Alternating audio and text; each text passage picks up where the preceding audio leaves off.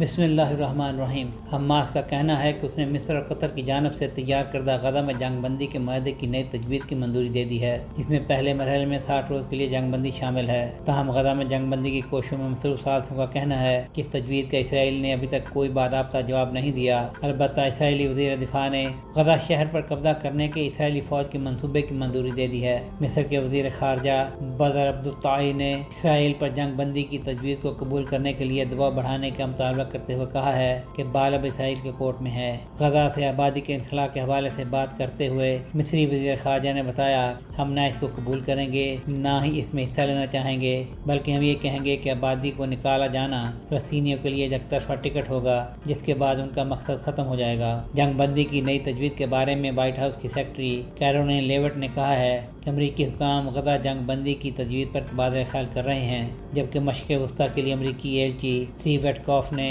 غزہ کی جنگ روکنے کی ضرورت پر زور دیتے ہوئے کہا ہے کہ غزہ کی جنگ کو فوری اور ہنگامی بنیادوں پر ختم ہونا چاہیے۔ اسرائیلی قیدیوں کو ان کے اہل خانہ کے پاس واپس لایا جانا چاہیے، اسی طرح مناسب تعداد میں فلسطینی قیدیوں کو رہا کیا جانا چاہیے اور تباہ حال فلسطینی علاقے کی تعمیر نو کی جانی چاہیے۔ ادھر نتنیاہو کے دائیں بازو کے اتحاد میں ایسے سیاستدان بھی ہیں جو کہتے ہیں کہ وزیر اعظم کے پاس اس طرح کے معاہدے کے لیے کوئی مینڈیٹ نہیں ہے۔ اس معاملے پر نتنیاہو کا واحد تبصرہ یہ تھا کہ وہ ان رپورٹس کی پیروی کر رہے ہیں کہ حماس نے میز پر موجود فریم ورک پر اتفاق کیا ہے، تاہم وہ شدید دباؤ میں ہیں۔ یہ بات قابل ذکر ہے کہ اسرائیلیوں نے تاحال غزہ میں اپنی جنگ کو ختم کرنے کے لیے کسی بھی شکل میں آمادگی کا اشارہ نہیں دیا ہے۔ یہ وہ چیز ہے جس میں اسرائیلیوں کو بظاہر کوئی دلچسپی نہیں ہے۔ در حقیقت شمالی غزہ پر قبضے کے ساتھ غزہ میں فوجی کارروائی کو بڑھانے کی بات کر رہے ہیں، جس کے لیے اسرائیلی فضائیہ نے غزہ سے خان یونس تک بمباری میں اضافہ کر دیا ہے تاکہ وہاں پناہ لیے ہوئے 10 لاکھ کے لگ بھگ فلسطینیوں کو جنوب کی جانب منتقل ہونے پر مجبور کیا جا سکے۔